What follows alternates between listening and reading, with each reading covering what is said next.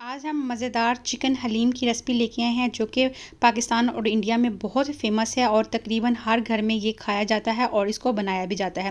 حلیم کی جو ریسپی ہے وہ بہت ہی شارٹ کٹ طریقے سے بنائیں گے تاکہ آپ کی جو محنت ہے گھنٹوں کے بجائے منٹوں میں آ جائے اور آپ کو اس کو بنانا بھی آسان ہے لگے۔ تو جڑے رہیے گا ریسپی کے ساتھ۔ بسم اللہ الرحمن الرحیم۔ السلام علیکم ویورز، خوش رہیں، آباد رہیں، جہاں بھی رہیں، ہیپی رہیں۔ میں خوش گفتہ اور ویلکم کرتی ہوں آپ کو شگفتاز کچن میں۔ تو ہم نے یہاں پہ ساری دالیں لے لی ہیں اور ہمارے پاس گندم ہے اور چاول ہیں جو کہ رات بھر ہم نے اس کو بھگو کے رکھ دیے تھے۔ جتنی دیر تک یہ پانی میں سوک رہیں گے اتنی ہی یہ نرم ہوں گے اور ہمارا جو حلیم ہے وہ بنانے میں ہمیں آسانی ہوگی۔ یہاں پہ آدھا کپ میں نے گندم لی ہے، آدھا کپ چاول ہیں، آدھا کپ چنے کی دال ہے، آدھا کپ مسور کی دال ہے، آدھا کپ ہمارے پاس مونگ کی دال ہے، آدھا کپ ہمارے پاس اڑد کی دال ہے اور تمام دالیں ہم نے گرم پانی میں بھگو کے اوور نائٹ کے لیے چھوڑ دی تھی۔ تو صبح کے ٹائم ان کا پانی سیپریٹ کیا ہے اور اب ہم اس کی ریسپی بنا رہے ہیں۔ تو کوکر لیں گے، سب سے پہلے گندم ہے جو کہ آدھا کپ تھے، اچھے سے دھو کے اس کو بھگو کے رکھا تھا وہ ایڈ کر دیا اور تمام دالیں اب ہم نے کوکر میں ڈال دی ہیں اور تقریباً یہاں 1 سے 1.5 لیٹر ہم پانی کا استعمال کریں گے وہ اس کے اندر ایڈ کر دیا ہے۔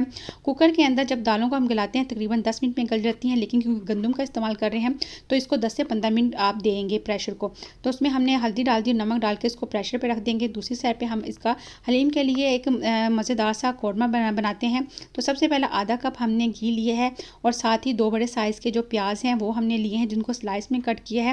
تو ان کو اچھے سے ہم نے براؤن کرنا ہے، جیسے ہی پیاز ہمارے گولڈن براؤن ہو جائیں، کیونکہ قورمے کے لیے پیاز تھوڑے سے ڈارک ہوں گے، جبھی ہمارا جو حلیم کا ٹیسٹ ہے وہ بہت مزیدار آئے گا۔ تو یہاں پہ 700 گرام ہڈی کے ساتھ ہم نے چکن لیا ہے۔ آپ نے بون لیس اور ہڈی دونوں کا استعمال کرنا ہے تاکہ جو آپ کا جو قورمے کا ٹیسٹ ہے وہ ابھر کے آئے۔ تو اس کے ساتھ ہی ہم نے 2 بڑے سائز کے ٹماٹر اس میں ایڈ کر دیے ہیں، ادرک لہسن کا پیسٹ 1 کھانے کا چمچ اس میں ایڈ کر دیں گے اور تمام چیزوں کو اچھی سے بھنائی کریں گے۔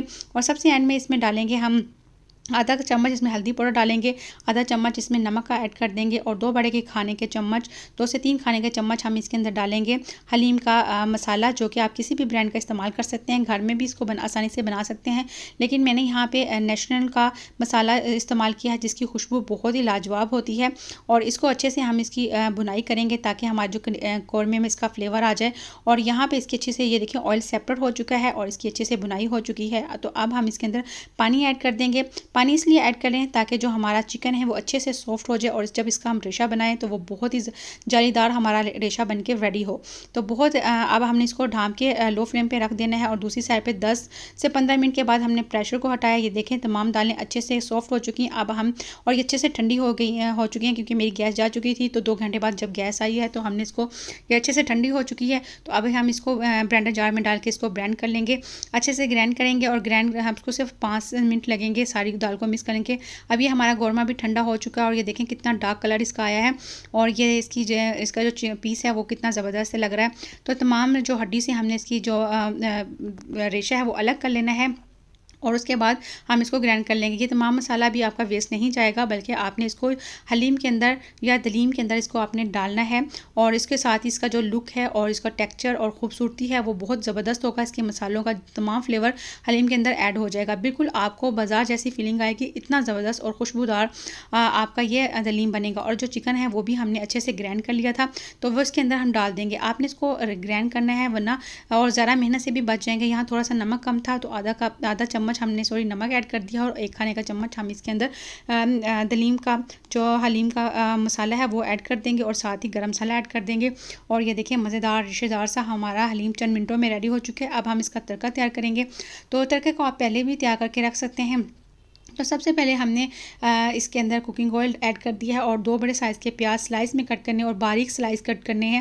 تو آپ نے پہلے فلیم لو رکھنا ہے تاکہ جو پیاز کا نمی ہے وہ اچھے سے خشک ہو جائے۔ اس کے بعد یہ جب کرسپی ہوگا تو بالکل بھی کرسپی رہے گا، سافٹ نہیں پڑے گا۔ تھوڑا سا پیاز ہم نے سیپریٹ کر لیا ہے، باقی ہم تڑکے کے لیے یوز کریں گے۔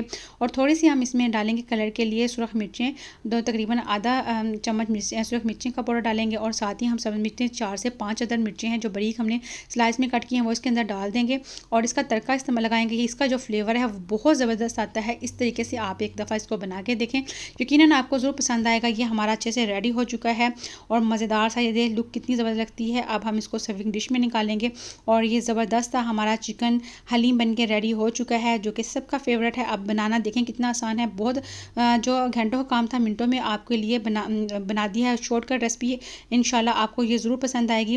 اس کے بعد ہم نے اس میں ہرا دھنیا, ہری مرچیں اور جو ہم نے پیاز ڈاک کیا تھا وہ اس کے اندر ڈال دیں گے اور تھوڑا سا ادرک ڈال دیں گے. سب سے اینڈ میں اس میں ہم ڈالیں گے ایک نیمبو کا رس, جو کہ بہت ہی زبردست فلیور آتا ہے, کھٹا میٹھا سا اس کا جب چٹپٹا سا فلیور آئے گا. تو اگر اس اسٹیج پہ آپ کو میری یہ ریسپی پسند آئے تو پلیز میرے چینل کو سبسکرائب کیجیے, لائک کیجیے اور مجھے ضرور بتائیں گے کہ آپ کو میری تمام ریسپیز کیسی لگ رہی ہیں.